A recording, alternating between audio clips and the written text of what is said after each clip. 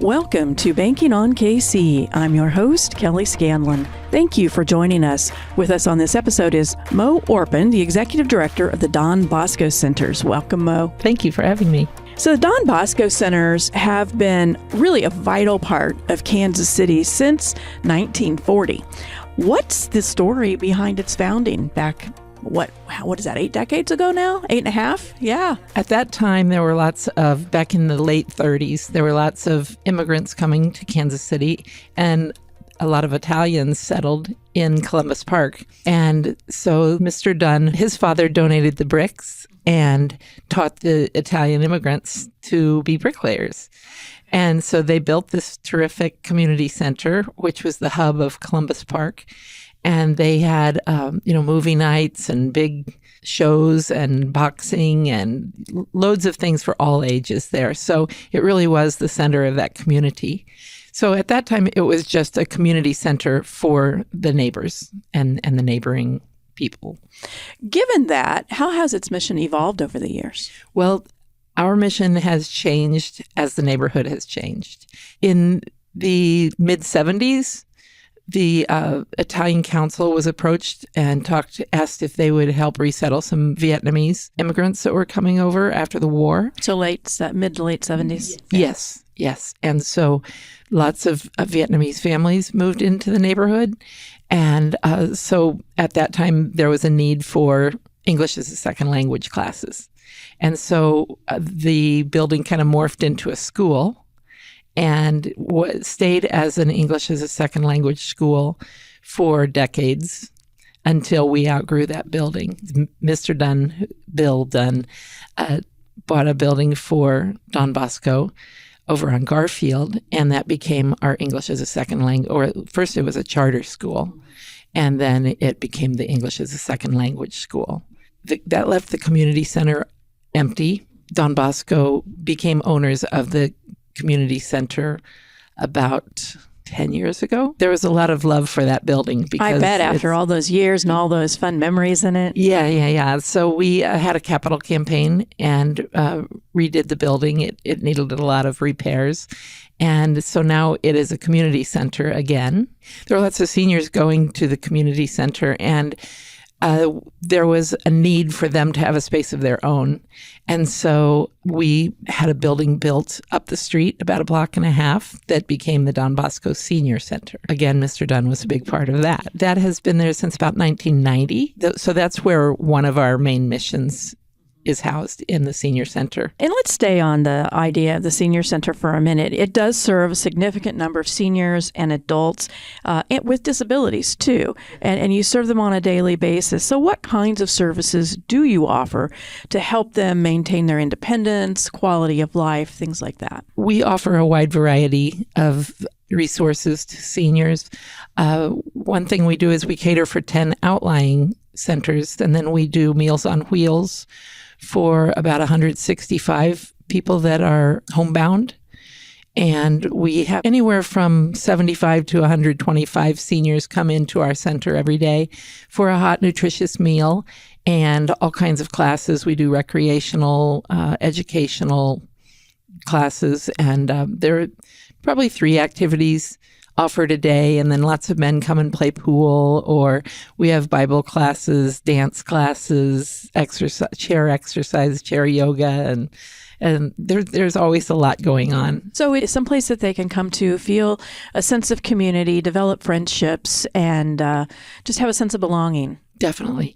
Yeah, a lot of our seniors don't have family here in Kansas City, and so the people at the center are their family. And it's really cool because we'll have like Vietnamese speaking and Spanish speaking and English speaking people all in a group together talking, and nobody I don't know how they do it, because they're talking 3 different languages, but they're all communicating with each other and laughing and smiling. It's really cool to see. Yeah. Well, laughing and smiling, it's kind of a universal language. So, the fact they're together is what's important. The English as a second language school, you mentioned that. It's one of the things you didn't say, though, is it's one of the largest in Missouri. And it serves students from, I think, over 75 countries. So how does the program support immigrants and refugees in terms of integrating into the community? So we now partner with the Kansas City, Missouri public school district, and they have brought a great partnership to us. And we serve, I think we have around 500 refugees and immigrants that come to the school on 2 different campuses. They go to either Penn Valley or to the former Troost Elementary School. Classes are offered at 3 different levels, but we just got funding to open a Welcome to America class for newly resettled people. And that's really cool because it helps them learn more about our world and how to live in America, and, that they have to be at their job by a certain time, or how to ride the bus and how to work with a bank and things like that. So it's a terrific tool for us to have so that they can then progress through the other 3 classes.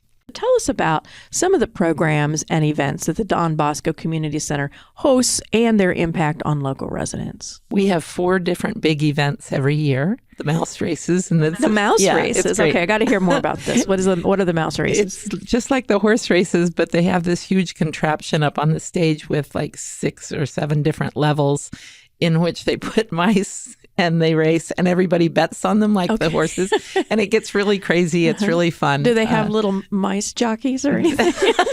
No, we don't go that far. But that's something we could look into. No, but it's really fun, and it's so popular that we couldn't even open it up to the public this year because the tables went just a few days. So, So you mentioned 4. So what are the other 3? So then we have a block party, and that's kind of to bring back what used to happen at the Don Bosco Center. They used to have these huge parties once a year, I think on Columbus Day or near there. And they would have like elephant rides and big bands and things like that. We don't go that far, but it's fun. We have live music and a beer garden and loads of games for kids and adults. We have a lot of food and things too. So in June, we have a party at Knuckleheads. Oh, yeah. And they're terrific to Don Bosco. They hire a band. This year, we're going to have the M80s. It's a fun party. Everybody comes and dances, and the money all goes to Don Bosco. So it's really kind of them to do that for us. Yes. Our major fundraiser is called Savor the Flavors, and it's held at City Market every year in September. We do it on a Thursday night in September. And we have about 25 different restaurants from all over Kansas City. They come and pick something off of their menu to share with guests. We had over 700 people last year. That's great. Yeah, they walk around and meet the chefs and talk to them about their dishes. And then it's a competition. So we have a first, second, and third place. And again, that's a really fun event. Yeah, it sounds like you've also mentioned the Meals on Wheels program. You mentioned you serve about 160 some people each day. How does that address food insecurity, especially among seniors here in the Kansas City area? That's why we do Savor the Flavors, because food is so much a part of our mission.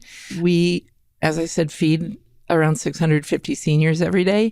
And there are so many seniors in the Northeast that are living below poverty level. A lot of them can't get out of their homes to go to a grocery store and don't have family to do that. And so Meals on Wheels is a terrific program for them, because the drivers not only bring them a hot, nutritious meal, but they also check in on them daily. And, oftentimes we find that someone's utilities have been turned off, or that they've fallen and have been lying there for, maybe over the weekend. And those things come up all the time. And so our drivers serve as conduits to our client advocates. They'll come back and say, hey, listen, Mr. So-and-so had his electricity turned off or his heat turned off. And then our client advocates can help remedy the situation. And Mid-America Regional Council helps fund our transportation and our food deliveries and the food costs. We have pretty strict guidelines on the diet. So that's good that it's always nutritious for them. And our chefs are very diligent about following those guidelines. and making good meals. So you're providing at least one nutritious meal a day. You're guaranteeing that they're getting that. And then you have the welfare check, so to speak. But you also, for so many of the people who may not have any contact with people or very infrequent contact with people, that's maybe the one time in the day that they actually get to speak to a person. So there's a little bit of a social aspect to it too. Yeah, there definitely is. And our drivers become a part of those people's lives. Some of them have been there for years. And so they're really close to these seniors, and which is nice because, that age of folks don't necessarily, they have a lot of pride and they don't want to tell when something's gone wrong, but they become friends with their drivers. And so they will open up to them. And that's a great thing.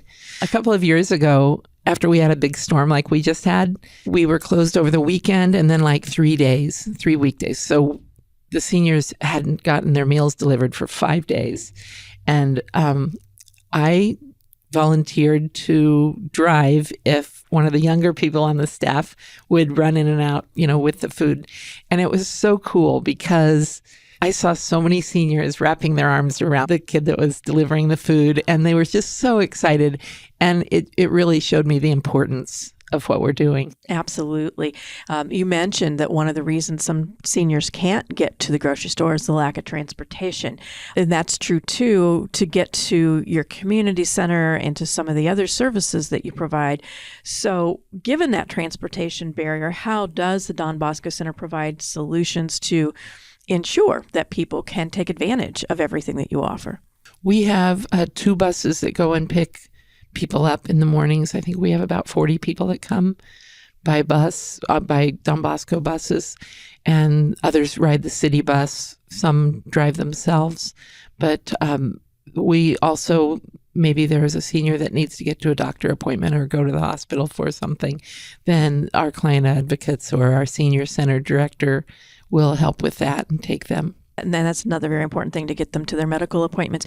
You serve, as you've already established, such a diverse clientele. You talked about the groups of people at the community center who are all talking, in various languages, but still seem to understand each other. But given that diverse clientele, how do you tailor your programs to meet the cultural and social needs of those individuals? We have a Vietnamese-speaking client advocate and 2 Spanish-speaking client advocates, and then our activities director, who speaks just English, but she's terrific. And so they get input from the seniors on things they'd like to do. Like in the last maybe 6 months, we've started Vietnamese karaoke. Oh, okay. It's great. I'll be in my office and all of a sudden hear this loud singing, and it's in Vietnamese. It's fun. So go in and watch. But our activities director asks them for input, and she's terrific about addressing things that they'd like to do and trying to serve them that way. Given everything that you do, I'm sure that volunteers and partnerships are very critical for what you do, for any nonprofit organization, really. So for those who are listening today, how can community volunteers get involved? And what are some of the most impactful collaborative efforts to date? What have you seen that's really worked well? We have lots of groups that have helped us through the years, and Church of the Resurrection comes on weekends and helps paint, or they help with any needs, and they've been terrific. The Junior League of Kansas City has come and helped us on things. They help at events as well, which is nice. We have lots of individuals that come. One of the programs that we have is that we deliver fresh fruit and produce to refugees and seniors. And so we have 2 men that come 1 week and a couple that comes the next week. They take turns and deliver this food to the seniors and refugees. And that's a cool program because a lot of our people live in food deserts. Right. And they really don't have access to fresh produce. And if they do have access, it's more expensive than buying a box of macaroni and cheese or some ramen noodles, something like that. And so that's a really important service that we've been doing since the pandemic. So excited to have that. So anybody who's listening, should they just go out to your website and find the contact information and give you a call? Is that the best Sure. way to find out more about how they might be able to help Yes, out? definitely. That would be terrific. We always welcome help. What is the website? www.donbosco.org. Okay, donbosco.org. Go and look at the various volunteer opportunities and give them a call. Mo, thank you so much for all that you do to serve the community and your staff and your group of volunteers. I know that it's a big task, but I'm sure it's very rewarding too. Thank you. Thank you very much. This is Joe Close, president of Country Club Bank. Thank you to Mo Orpin for being our guest on this episode of Banking on KC. The Don Bosco Centers have been a cornerstone of Kansas City for more than 80 years, providing essential services that support immigrants, refugees, and seniors. From English language education and community building programs to vital senior services like Meals on Wheels, Don Bosco continues to adapt and meet the evolving needs of our city's most vulnerable populations. At Country Club Bank, we believe in the power of community and the importance of organizations like Don Bosco that foster connection, support, and opportunity for all Kansas Cityans. Their work exemplifies a spirit of service that strengthens our city and enriches the lives of so many. Thanks for tuning in this week. We're banking on you, Kansas City. Country Club Bank, member FDIC.